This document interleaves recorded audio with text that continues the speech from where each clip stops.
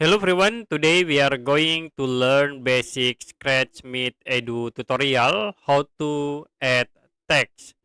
So if you want to add text in Scratch, you can go to the sprite and then we can choose the Pine tools.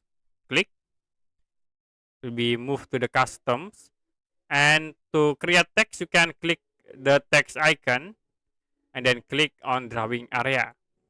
Okay, like example I will set into this is example text. And if you want to change for the fonts, you can click in this drop down menu. Okay, we can set fonts like 2 pixels.